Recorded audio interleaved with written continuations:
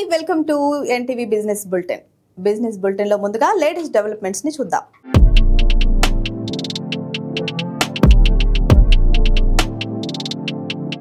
ఈ రోజు stock market కు శుభారంభం లభించలేదు. భారీ నష్టాలతో ఆరంభమైంది. నిఫ్టీ మిడ్ క్యాప్ మినహా మిగతా 3 సూచీలు రెడ్ కలర్ తో స్టార్ట్ అయ్యాయి.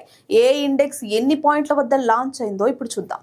సెన్సెక్స్ 246 పాయింట్లు నష్టపోయింది. 84,750.90 వద్ద మొదలైంది. నిఫ్టీ 69.50 పాయింట్లు లాస్ అయింది.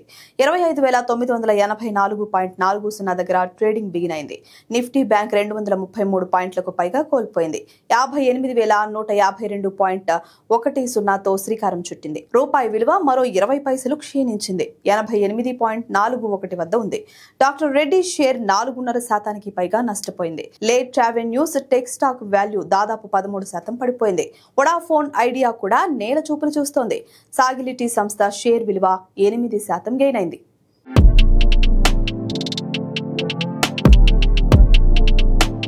హైదరాబాద్ మెట్రో రైలును రాష్ట్ర ప్రభుత్వం టేక్ ఓవర్ చేసుకుంటున్నట్లు ఇప్పటికే ప్రకటించింది. అయితే ఈ ప్రక్రియ ఎప్పటికల్లా పూర్తవుతుంది అనే విషయంలో తాజాగా ఎల్&టి సంస్థ president whole time director Shankar కీలక ప్రకటన చేశారు. అదేంటో ఇప్పుడు చూద్దాం. హైదరాబాద్ మెట్రో రైల్ లిమిటెడ్ నుంచి పెట్టుబడుల ఉపసంహరణ ప్రస్తుత త్రైమాసికంలో గానీ వచ్చే త్రైమాసికం మధ్యలో గానీ ఎప్పుడైనా పూర్తి కావచ్చని శంకర్ పేర్కొన్నారు.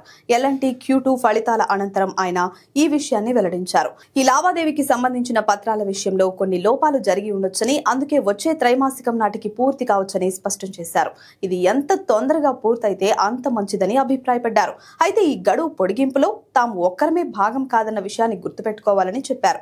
ఎల్&టి సంస్థ Q2లో కన్సాలిడేటెడ్ గా 3,926 కోట్లకు పైగా లాభం ఆర్జించింది. గత ఏడాది ఇదే సమయంతో పోల్చితే లాభం 15.6% పెరిగింది.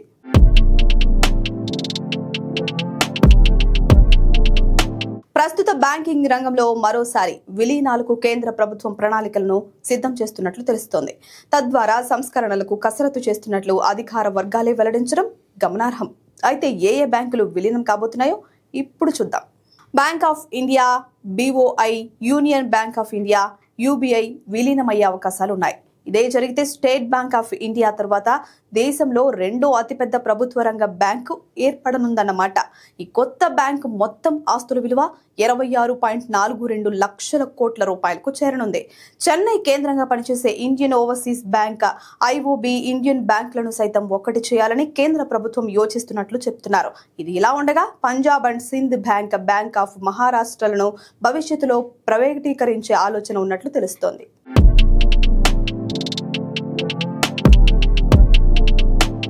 ప్రభుత్వ రంగ సంస్థ national mineral development corporation NMDC September quarter కి సంబంధించి ఆకర్షణీయమైన ఫలితాలను వెల్లడించింది. వాటిని ఇప్పుడు పరిశీలిస్తే NMDCకి జూలై, ఆగస్టు, సెప్టెంబర్లో కలిపి మొత్తం 6,761 కోట్లకు పైగా ఆదాయం వచ్చింది. ఇందులో నికర లాభం 1,682 కోట్లు నమోదు చేసింది. గత ఏడాది ఇదే సమయంలో ఆదాయం 5,279 కోట్లకు పైగా వచ్చింది. అందులో నెట్ ప్రాఫిట్ 1,195 కోట్ల పైమాటే అని చెప్పొచ్చు. దీంతో పోల్చితే తాజా త్రైమాసికంలో ఆదాయం 28.1% పెరిగింది. లాభం 40.8% వృద్ధి చెందింది. ప్రస్తుత ఆర్థిక సంవత్సరంలోని తొలి 6 నెలల్లో ఆదాయం 13,800 కోట్లకు పైగానే రాగా నికర లాభం 3,650 కోట్లు దాటింది.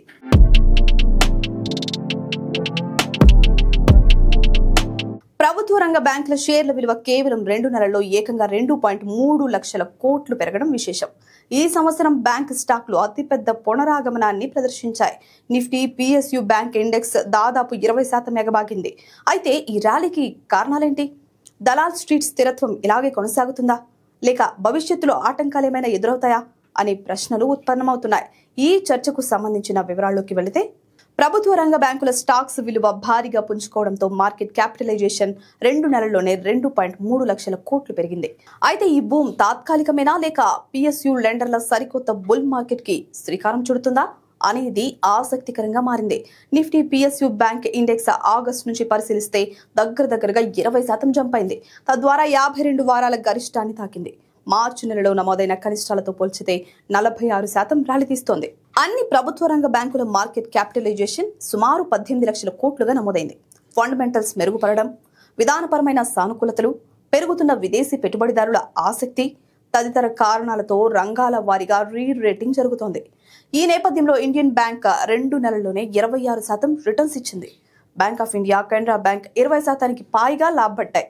ఎస్బీఐ, పిఎన్బి, బిఓబి 14 నుంచి 16% మధ్య ర్యాలీ తీశాయి. ఈ విధంగా ప్రభుత్వ రంగ బ్యాంకులు ఈ ఏడాది అనూహ్యమైన పనితీరును కనబరిచాయి. ప్రభుత్వ రంగ బ్యాంకుల్లో ప్రస్తుతం విదేశీ సంస్థాగత పెట్టుబడులు అంటే ఎఫ్ఐఐలు 20% దాకా ఉన్నాయి.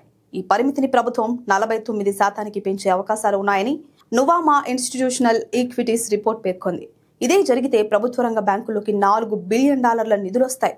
అప్పుడు ప్రభుత్వ రంగ బ్యాంకుల షేర్లు 20 నుంచి 30% వరకు ర్యాలీ తీస్తాయని బ్రోకరేజ్ సంస్థ అంచనా వేసింది. ప్రభుత్వ రంగ బ్యాంకుల్లోకి విదేశీ ప్రత్యక్ష పెట్టుబడులను కూడా 49% పెంచాలని కేంద్ర ప్రభుత్వం భావిస్తోంది. అంటే ఇప్పుడున్న ఈ పరిమితిని దాదాపు రెట్టింపు కన్నా ఎక్కువకు పెంచబోతోందని రీటర్స్ నివేదిక వెల్లడించింది. ఈ మేరకు కేంద్ర ఆర్థిక శాఖ రిజర్వ్ బ్యాంక్ ఆఫ్ ఇండియాతో పలుమార్లు చర్చలు జరిపింది. కానీ అవి ఇంకా ఒక కొలిక్కి రాలేదు. ఎఫ్డిఐ లిమిట్ ను పెంచినప్పటికీ ప్రభుత్వం తన వాటాను 51%గా అట్టిపెట్టుకోనుంది. దీనికి తోడు విదేశీ ఆర్థిక సంస్థలు భారతీయ బ్యాంకుల్లో వాటాల కొనుగోలుకు ముందుకొస్తున్నాయి. ప్రైవేట్ రంగ బ్యాంకుల్లో ఇప్పుడు ఎఫ్డిఐ పరిమితి 74% వరకు ఉండడం విశేషం. కాబట్టి ప్రభుత్వ రంగ బ్యాంకులకు, ప్రైవేట్ రంగ బ్యాంకులకు మధ్య ఎఫ్డిఐ నియంత్రణ అంతరాన్ని తగ్గించేందుకు కేంద్రం ప్రయత్నిస్తోంది. ఈ నేపథ్యంలో బ్యాంకింగ్ షేర్ల విలువకు బూస్ట్ లభిస్తోంది.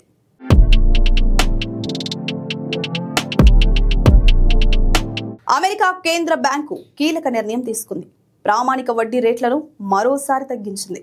తాజాగా 0.25% కోత పెట్టింది. దీనికి సంబంధించి ఇప్పుడు మరిన్ని వివరాలను పరిశీలిస్తే America central bank federal reserve September policy సమీక్షలో కూడా వడ్డీ రేట్లను 0.5% తగ్గించింది. దీంతో ఫెడ్ రిజర్వ్ రేట్ల శ్రేణి 3.75% నుంచి 4%కి దిగొచ్చింది. స్థూల ఆర్థిక పరిస్థితుల ఆధారంగా తదుపరి తగ్గింపులపై నిర్ణయం తీసుకోనున్నట్లు ప్రకటించింది. అయితే ఈసారి ఫెడరల్ ఓపెన్ మార్కెట్ కమిటీ సమీక్ష అసాధారణ పరిస్థితుల్లో జరిగింది. ఖజానా ఖాళీ కావటం, కొత్త నిధుల సమీకరణకు చట్టసభల ఆమోదం లభించకపోవడంతో అక్టోబర్ 1 నుంచి అమెరికా ప్రభుత్వం షట్ డౌన్ అయింది. దీనివల్ల వడ్డీ రేట్లపై నిర్ణయం తీసుకునేందుకు ఫెడ్ రిజర్వ్ ఆధారపడే కీలక ఆర్థిక గణాంకాల విడుదల నిలిచిపోయింది. ఇలాంటి పరిస్థితుల్లోనూ ఆర్థిక వృద్ధికి, ఉద్యోగాల కల్పనకు ఊతమిచ్చేందుకు వడ్డీ రేట్లను మరింత తగ్గించింది. డిసెంబర్లో జరిగే సమీక్షలోనూ ఫెడ్ రేట్లను మరో 0.5% తగ్గించనున్నారని అంచనా వేస్తున్నారు.